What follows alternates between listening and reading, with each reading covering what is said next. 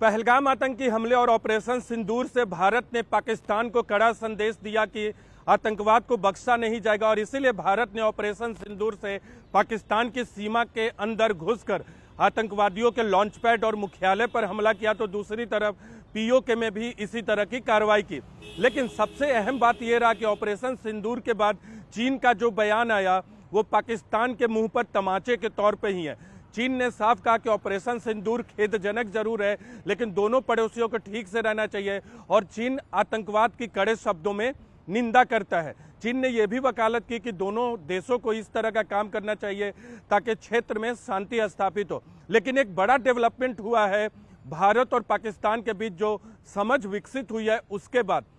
इनमें से अजीत डोवल ने चीन के विदेश मंत्री वांग यी से फोन पर बातचीत की है और ये पहली बातचीत है पहलगाम आतंकी हमले या ऑपरेशन सिंदूर के बाद भारत और पाकिस्तान के बीच, दो बड़े नेताओं के बीच या दो बड़े अधिकारियों के बीच ये बड़ी उच्च स्तरीय बातचीत फोन पर हुई है। इससे पहले कोई बातचीत नहीं हुई थी। जरूर चीन की तरफ से बयान और स्टेटमेंट आया था, लेकिन भारत और चीन के बीच कोई बातचीत नहीं हुई थी। लेकिन कल की बातचीत में जो चीन की तरफ से बयान जारी किया गया है उसमें यह कहा गया है कि भारत की तरफ से अजीत डोवल ने यह कहा है कि युद्ध जो है वो विकल्प नहीं है और शांति स्थापित होनी चाहिए, और चीन ने इस बात की तारीफ की है। इसी बयान में यानी बातचीत से जुड़े चीन के बयान में ये कहा गया है कि चीन हर तरह के आतंकवाद की निंदा करता है और किसी फॉर्म में हो आतंकवाद उसकी कड़े शब्दों में निंदा करता है, और ये वकालत करता है चीन की दोनों देश अपने मसले को सुलझाएं, संयम बरतें और लॉन्ग लास्टिंग पीस के लिए काम करें। तो अजीत डोवल की बातचीत चीन के विदेश मंत्री से महत्वपूर्ण इस मायने में है कि पहली उच्च स्तरीय बातचीत हुई। इसके अलावा चीन ने यह कहा कि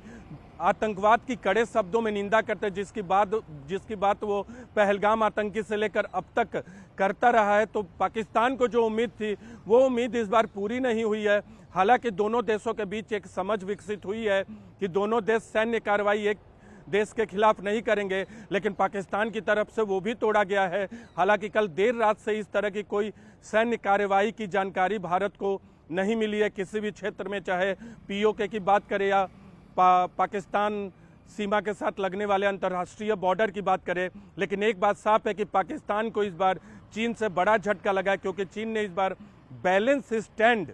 लिया है, चाहे पहलगाम की बात करें या ऑपरेशन सिंदूर की बात करें, और ये पाकिस्तान के लिए तमाचा ही है।